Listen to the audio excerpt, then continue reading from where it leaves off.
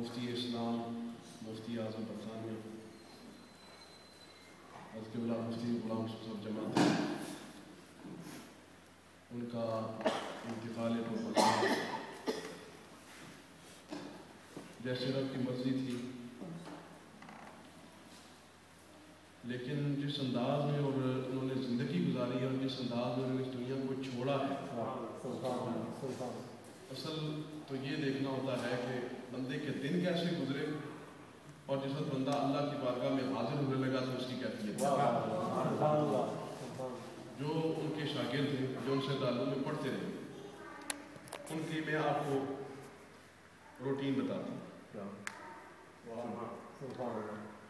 صبح فجر کے بعد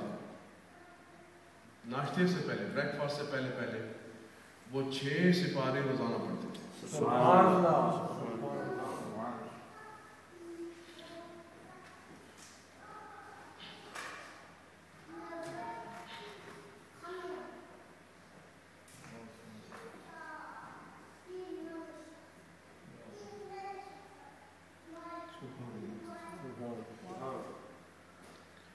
یہ ان کی روزانہ کی روٹین تھی مرنے دم تک۔ اور اس کے بعد ناشتہ فرماتے، اس کے بعد پھر جو ان کو پورے ملک سے جو فتاوی سوالات آتے تھے، استفتاء آتے تھے کہ ہمیں یہ مسئلہ ہے، یہ مسئلہ ہے، اس کا جواب دیں، وہ لکھنے بیٹھ جاتے۔ زور کی نماز تک آپ سوالوں کے جوابات دیتے۔ زور کی نماز کے بعد کچھ حفاظ جو ہیں، حفظ کرنے والے، وہ آ جاتے، ان کے ساتھ حفظ کی کلاس شروع ہو جاتی۔ پھر تقریباً 4 بجے زیادہ طالب علم جو حفظ کے تھے وہ آ جاتے۔ 7 بجے تک استاد جی ان سے حفظ کی کلاس ان کو پڑھتے پڑھاتے ہیں، 7 اور 8 بجے کے درمیان۔ 8 بجے فارغ ہونے کے بعد آپ جو کچھ شام کا کھانا وانا یہ کچھ تھوڑا بہت کھاتے تھے وہ تناول فرماتے۔ اس کے بعد رات کو 8-9 بجے سے لے کر رات کو 2 بجے تک وہ ہمیں پڑھاتے۔ یہ ان کی روزانہ کا معمول تھا۔ جب تک ان پہ فالج اسٹروک نہیں نہ ہوا ان کا یہ روٹین رہی۔ اور جب ان کو اسٹروک ہو گیا، فالج ہو گیا، اس کے بعد انہوں نے حفظ والی کلاس جو ہے اس کو تو چھوڑا، لیکن ہماری کلاس کو چھوڑی۔ فتوے لکھنے نہیں چھوڑے، کتابیں لکھنے نہیں چھوڑی۔ پھر جب اب آپ کی شوگر بہت زیادہ جس وقت ہائی ہو گئی اور پھر دوبارہ آپ کو اٹیک ہوا، اس وقت آپ نے کلاس میں ہونا چھوڑی کہ اب میں کلاس میں بیٹھ نہیں سکتا۔ لیکن پھر انہوں نے کیا کیا، ان کا یار میں دارالعلوم تو نہیں آ جا سکتا، لیکن میرے پاس بھی آ جائے تو میں اس کو گھر بھی پڑھوں۔ پھر اس وقت آپ کے گھر میں حفظ والے بھی جاتے رہے اور کتابوں والے بھی جاتے رہے۔ جن لوگوں نے حفظ کرنا تھا وہ بھی جاتے رہے اور کتابوں والے بھی جاتے رہے۔ استاد جی کو پھر ایک دفعہ فالج کا اٹیک ہوا، جس سے ان کی جو صحت ہے وہ برقرار نہیں رہ سکی اور شوگر بھی بہت زیادہ ہائی ہوگی۔ اس کے بعد انہوں نے کتاب والے ساتھیوں سے مدد کی، لیکن فتوے پھر بھی لکھتے رہے، کتاب پھر بھی لکھتے رہے۔ اور یہ جو کتاب میرے سامنے اس وقت حضرت امام حسن اور خلافت راشدہ، یہ انہوں نے اپنی زندگی میں جو 3 دفعہ فالج کے عملے ہونے کے بعد یہ کتاب سبحان اور بیماری بستر پر لکھی ہے، اپنے جو ان کی بستر علالت ہے نا اس پر لیٹ کے لیے کتاب لکھی ہے۔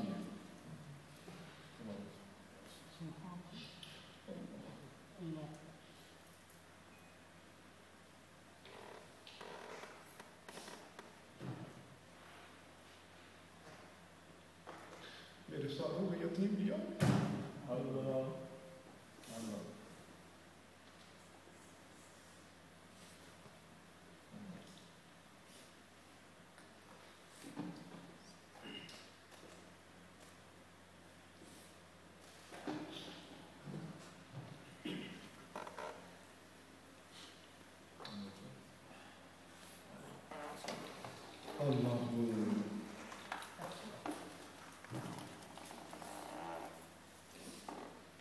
تو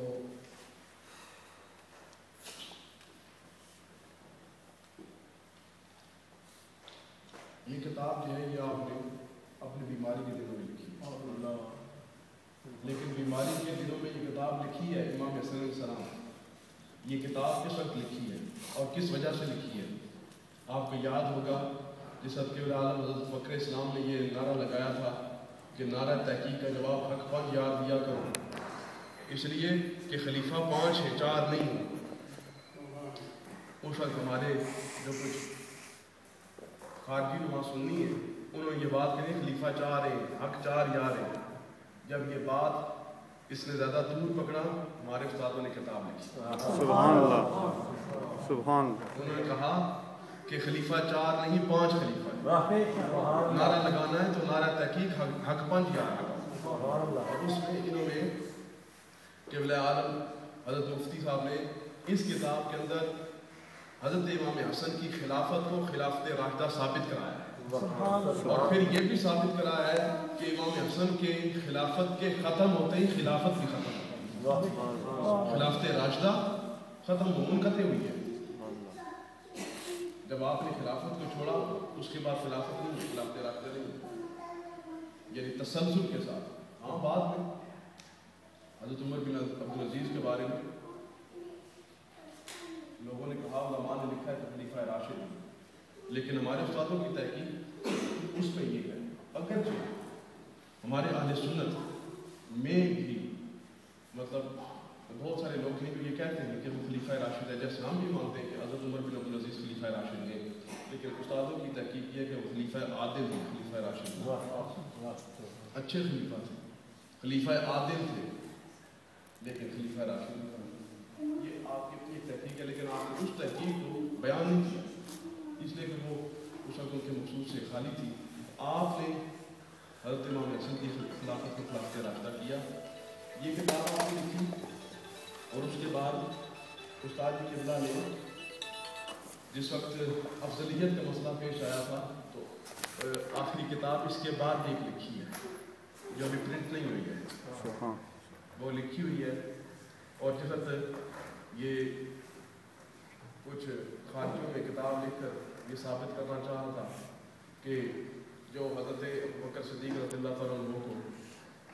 تمام امت میں افضل نہ مانے وہ بندہ اہل سنت نہیں ہے، تو ہمارے استادوں نے اس کے جواب میں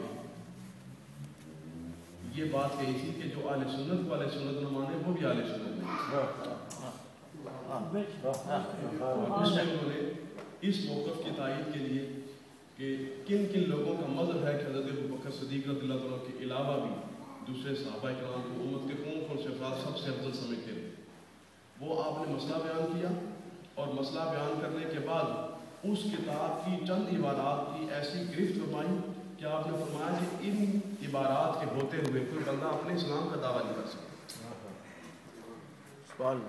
یہ کفر واقعہ ہوا ہے، بندے نے کفر کیا ہے، اور آپ نے اس کتاب کے اندر جب وہ چھپے گی وہ منصع شہود پر آئے گی، لوگوں کے سامنے آئے گی، تب لوگوں کو پتہ چلے گا۔